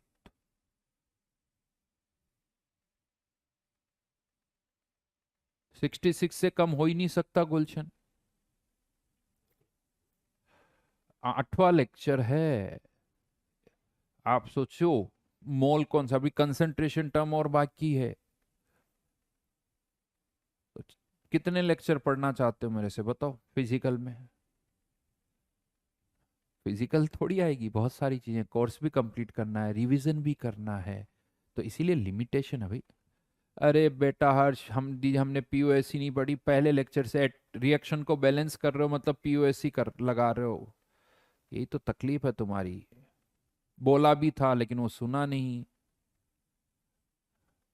तो अब मैं आ जाता हूं vapour pressure of liquid. Vapour pressure of liquid क्या होता है? एक कंटेनर में मान लो कोई भी लिक्विड है या पानी है, तो हमें पता है कि ये जो पानी है ना, ये अपने आप वेपराइज होगा। यहाँ पर ये पानी वेपराइज होगा, यानी कह सकते हो H2O लिक्विड जो है वो किस में कन्वर्ट होता है, H2O गैस में कन्वर्ट होता है। धीरे धीरे इनी कन्वर्ट होता जाता है, लेकिन जैसे जैसे लिक्विड वेपर में जाता है, वापस ये वेपर्स के मॉलिक्यूल भी लिक्विड में कन्वर्ट होते हैं। जब वो लिक्विड की सरफेस से टकराते हैं तो वापस लिक्विड में भी कन्वर्ट हो जाते हैं। यानी यहाँ पर इवोपोरेशन भी होता है और यहाँ पर कंडेंसेशन भी होता है। इवोपोरेशन भी होता है और कंडेंसेशन भी होता है। हाँ, कह सकते हो इनिशियली जो है इवोपोरेशन ज्यादा होगा, कंडेंसेशन तो बहुत कम होता है, क्योंकि वेपर्स में मॉलिक्यूल्स कम है। लेकिन जैसे जैसे वेपर्स में मॉलिक्यूल बढ़ने लगते हैं, कंडेंसेशन भी ज़्यादा ज़्यादा होने लगता है। और एक टाइम ऐसा आता है जब यहाँ पर रेट ऑफ इवोपोरेशन जो होती है वो रेट ऑफ कंडेंसेशन के बराबर हो जाती है। मतलब जितने मॉलिक्यूल्स इवोपोरेट हो रहे हैं उतने ही मॉलिक्यूल्स वापस कंडेंस होते हैं। और जब ये सिचुएशन आती है कि जितने इवोपोरेट हुए उतने ही कंडेंस हो गए, तो अब यहाँ पर नंबर ऑफ मॉलिक्यूल्स फिक्स हो जाते हैं। वेपर्स के नंबर ऑफ मॉलिक्यूल्स फिक्स हो गए, लिक्विड की क्वांटिटी भी अब चेंज नहीं हो रही है। इस स्टेट को हम कहते हैं स्टेट ऑफ इक्विलिब्रियम। इस स्टेट को कहा जाता है स्टेट ऑफ इक्विलिब्रियम। और जब इक्विलिब्रियम आता है तो अब यहां पर गैस के मोल्स फिक्स हो गए, इसके मोल्स अब तो चेंज हो नहीं रहे, वो फिक्स हो गए, कांस्टेंट है। इसी टाइम पर जो प्रेशर होता है उस प्रेशर को कहा जाता है वेपर प्रेशर ऑफ लिक्विड। उस प्रेशर को कहा जाता है वेपर प्रेशर ऑफ लिक्विड। और मैं आपको एक चीज बताऊं, बहुत थोड़ा सा लिक्विड ही वेपराइज होता है। नॉर्मली अगर कंटेनर की बात करें तो बहुत थोड़ा सा लिक्विड वेपराइज होने पर इक्विलिब्रियम आ जाता है। इवन आपको लगेगा यार सर लिक्विड तो जितना था अभी भी उतना ही दिख रहा है, क्योंकि जो क्वांटिटी वेपराइज होती है वो बहुत कम होती है। हाँ, अगर आप कहते हो नहीं सर मेरा कंटेनर तो बहुत बड़ा है, पता नहीं कितना बड़ा है, तो एक अलग बात है। Otherwise 1 2 10 litre 5 litre 10 litre 20 litre की अगर कंटेनर है तो बहुत कम पानी ही वेपराइज होगा और थोड़ी देर के बाद सिस्टम किस स्टेट में आ जाएगा, इक्विलिब्रियम में। इसको मैं थोड़ा सा ग्राफिकली आपको समझा देता हूं। यहां पर y एक्सिस पर है रेट, x एक्सिस पर है लेट्स से टाइम। तो इनिशियली देखो रेट ऑफ, ये जो रेट ऑफ इवोपोरेशन है ये तो फिक्स होती है, that is rate of evaporation, वो चेंज नहीं होती। क्यों? क्योंकि लिक्विड की अमाउंट में ज्यादा कोई चेंज नहीं हो रहा है। लिक्विड की अमाउंट में ज्यादा चेंज नहीं हो रहा तो पानी से तो हमेशा ही उतने ही मॉलिक्यूल्स वेपराइज होते जाएंगे होते जाएंगे। लेकिन रेट ऑफ कंडेंसेशन जो है, रेट ऑफ कंडेंसेशन जो है ये धीरे धीरे बढ़ती, इनिशियली जीरो होती है, फिर धीरे धीरे बढ़ती है। एक टाइम आता है जब रेट ऑफ इवोपोरेशन किसके बराबर आ जाती है, रेट ऑफ कंडेंसेशन। ये रेट ऑफ कंडेंसेशन। और जब ये दोनों बराबर हो जाती है इस स्टेट को हम कहते हैं state of equilibrium. This is known as state of equilibrium. ये क्लोज्ड कंटेनर बेटा, ओपन कंटेनर में इक्विलिब्रियम नहीं आता। ओपन कंटेनर नहीं है, ये क्लोज्ड कंटेनर है। रेट ऑफ इवोपोरेशन जब रेट ऑफ कंडेंसेशन के बराबर होगी तो सिस्टम किस स्टेट में आ जाएगा, इक्विलिब्रियम में। सिस्टम इक्विलिब्रियम पर आ जाएगा। और इस प्रेशर को हम कहते हैं, इस प्रेशर को हम कहते हैं वेपर प्रेशर ऑफ लिक्विड।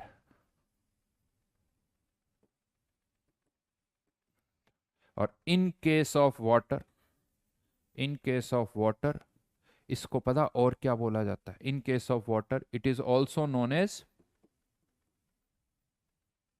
बता सकते हो कोई?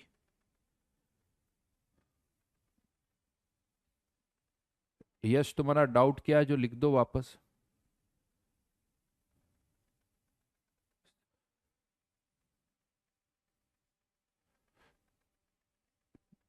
पिस्टन लगा हुआ नहीं, नॉर्मल कंटेनर बेटा, पिस्टन वाला नहीं।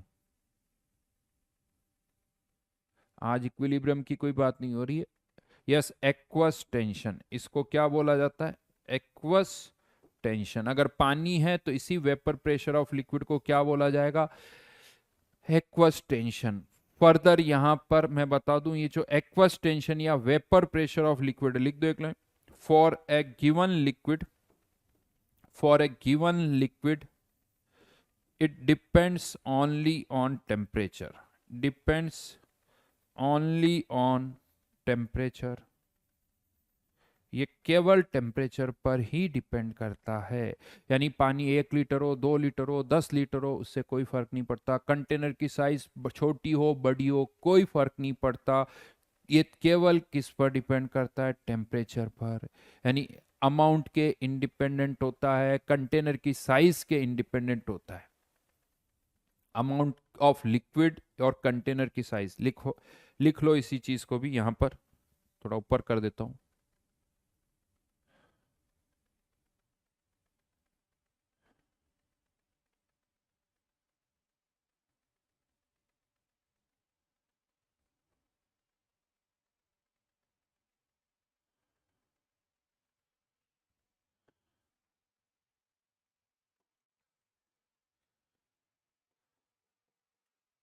independent of amount of liquid and size of container and size of container.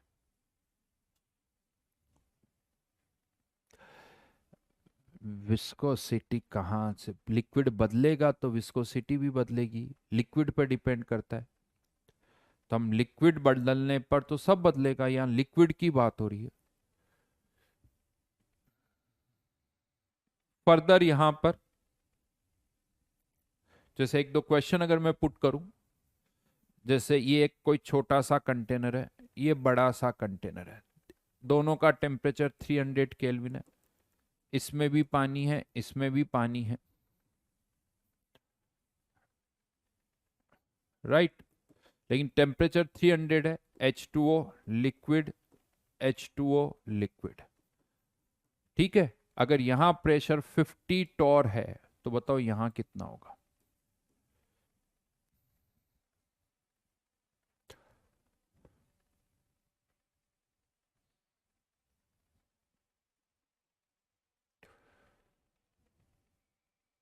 Vapour pressure तभी डिफाइंड होगा जब सिस्टम इक्विलिब्रियम पर आएगा। यस, इक्विलिब्रियम पर ही डिफाइंड होता है वेपर प्रेशर, अदरवाइज तो वो डेटा ही बदल रहा है। इक्विलिब्रियम नहीं आया तो वैल्यू चेंज हो रही है, तो वैल्यू चेंज हो रही है तो आप किसको बताओगे? इक्विलिब्रियम मतलब अब कोई चेंज नहीं हो रहा है, इसीलिए अब आप डेटा बता सकते हो। तो आंसर क्या आ जाएगा यहाँ पर? 50 टोर। यहां पर भी 50 टोर ही होगा, यहां जितना, चाहे यहां पानी कम हो ज्यादा हो, यहां पानी कम हो ज्यादा हो, अगर टेम्परेचर 300 केल्विन है तो प्रेशर यहां जितना है उतना ही यहां होगा। अच्छा, यहीं पर एक दो चीजें और मैं समझा देता हूं। सपोज करो, एक सेकंड के लिए सोचो, अगर मैं ऐसे पूछूं इसी चीज को कि क्या यहां पर वेपर में मोल्स और यहां पर वेपर में moles, number of moles of vapour, क्या वो भी बराबर है? Number of moles of vapour और यहां पर number of moles of vapour, क्या ये भी बराबर है इस दोनों कंटेनर में? प्रेशर तो बराबर है, प्रेशर जितना यहां है उतना ही प्रेशर यहां पर भी है, प्रेशर बराबर, क्या नंबर ऑफ मोल्स बराबर? नहीं। जहां वॉल्यूम ज्यादा वहां मोल्स भी ज्यादा, जहां वॉल्यूम कम वहां मोल्स भी कम। यहाँ वॉल्यूम कम है, मोल्स कम है, वॉल्यूम ज्यादा है, मोल्स भी ज्यादा है। अब इसको यूं समझ लो थोड़ा सा कि अगर एक छोटे कंटेनर, ये कंटेनर था मेरे पास और मैंने इसका वॉल्यूम बढ़ा के इतना कर दिया, यानी यहां से इसको मैं यहां लेके चला गया, कंटेनर का वॉल्यूम बढ़ा दिया। जैसे ही आप कंटेनर का वॉल्यूम बढ़ाओगे, सडनली आपने वॉल्यूम बढ़ाया, जैसे ही वॉल्यूम बढ़ेगा, अभी पानी वेपराइज नहीं हुआ है तो यहां का प्रेशर मान लो, सुनना पूरा बात को, जैसे ही वॉल्यूम बढ़ाया यहां का प्रेशर 50 से कितना हो गया? 40।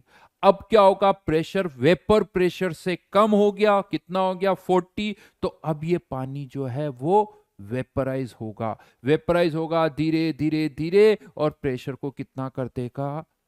50 कर देगा। समझ रहे हो मेरी बात को? ये बता रहा हूं मैं, ये कंटेनर ऐसे था, इसको आपने बड़ा कर दिया, ऑलरेडी यहां प्रेशर कितना था? 50 टोर। जैसे ये पानी इतना भरा हुआ है, आपने इसका वॉल्यूम बढ़ा दिया, जैसे ही वॉल्यूम बढ़ाओगे प्रेशर कम हो जाएगा, मान लो 50 से हो जाएगा 40, लेकिन धीरे धीरे ये बचा हुआ पानी, ये पानी वेपराइज होगा और वापस से प्रेशर कितना आ जाएगा? 50 टोर। यानी इसको यूं समझ दो, कंटेनर की साइज बढ़ाते जाओगे तो लिक्विड वाटर की क्वांटिटी कम होगी, वाटर वेपर की क्वांटिटी बढ़ती जाएगी। कंटेनर की साइज बढ़ाते जाओगे तो लिक्विड वाटर की क्वांटिटी कम होती जाएगी, वाटर वेपर की क्वांटिटी बढ़ती जाएगी। और इसका उल्टा, साइज छोटी करते जाओगे तो वाटर वेपर की क्वांटिटी कम होती जाएगी, लिक्विड वाटर की क्वांटिटी बढ़ती जाएगी। हाँ या ना? बात समझ में? इसको यूं भी बोल सकते हैं, कंटेनर की साइज बढ़ाओगे तो और इवोपोरेशन होगा, और साइज बढ़ाओगे और इवोपोरेशन होगा। प्रेशर 50 आ जाएगा फाइनली, प्रेशर नहीं बढ़ेगा बट इवोपोरेशन और होगा। कंटेनर की साइज छोटी करोगे तो कंडेंसेशन होगा, और छोटी करोगे कंडेंसेशन होगा, और छोटी करोगे कंडेंसेशन होता जाएगा, राइट?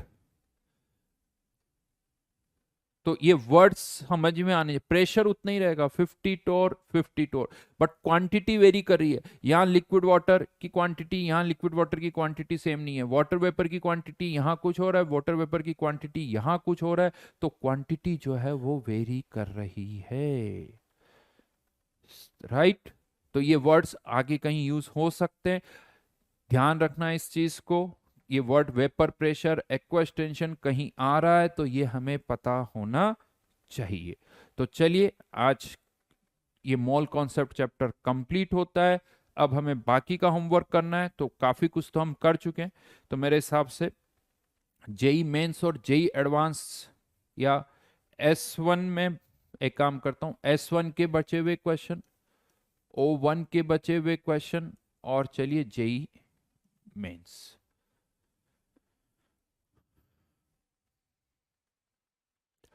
प्रेशर वापस उतना ही आ जाएगा बेटा।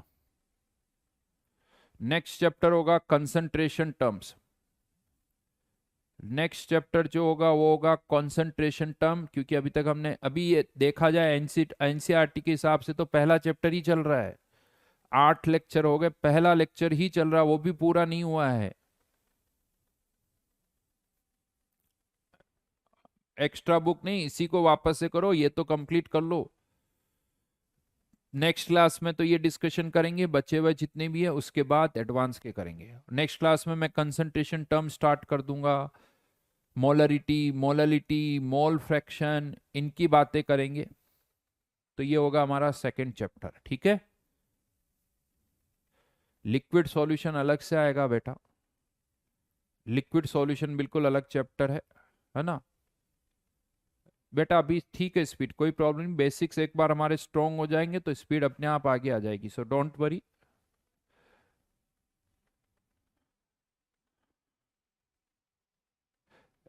एडवांस के क्वेश्चंस देखो मोल से डायरेक्टली नहीं आते, मोल से डायरेक्टली क्वेश्चन नहीं आते, उसमें कुछ ना कुछ और होता है। तो अगर आप अभी देखोगे जेई एडवांस या जेई मेंस में इससे क्वेश्चन कम है, क्योंकि ये बेसिक है, हर चैप्टर में यूज होता है, तो प्योरली इस पर क्वेश्चंस कम आते हैं, प्योरली नहीं क्वेश्चंस मिलेंगे, बट हाँ मोल हर जगह यूज होगा। जिसको मोल नहीं पता वो फिजिकल में एक भी क्वेश्चन नहीं कर सकता, ठीक है।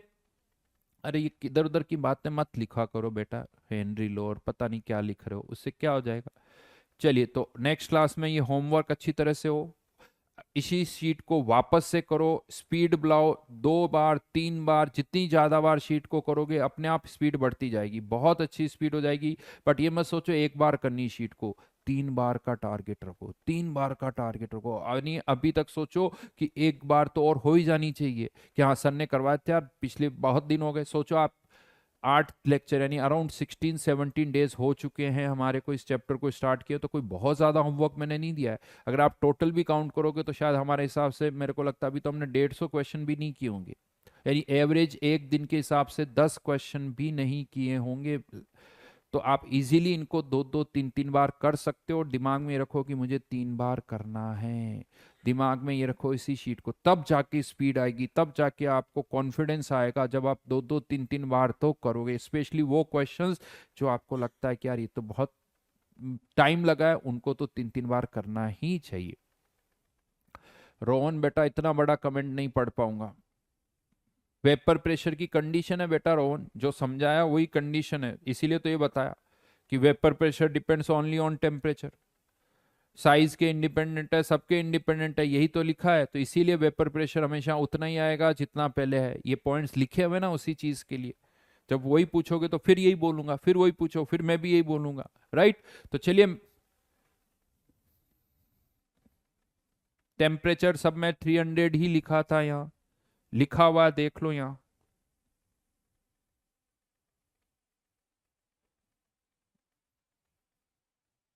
रिवीजन क्यों करवाऊंगा बेटा, सब पढ़ा दिया, अब तुम्हें करना है। चलो जी चलो, तो मिलते हैं वापस नेक्स्ट क्लास में। जो भी नए स्टूडेंट्स हैं वो फर्स्ट लेक्चर से देखना स्टार्ट करें, साथ में होमवर्क करें, लेक्चर्स देख के होमवर्क करें, फिर नेक्स्ट लेक्चर देखें, फिर होमवर्क करें, और थोड़ा स्पीड से करें, और फिर यहाँ से आगे कंटिन्यू देख सकते हैं। Can 12th fail give JEE advance, बेटा ये देखो, मेरे को नहीं, मेरे हिसाब से तो नहीं दे सकता जो 12th फेल है, बाकी रूल्स देखिए जो FAQ सब डाले हुए हैं, है ना। चलिए बाय बाय, थैंक यू।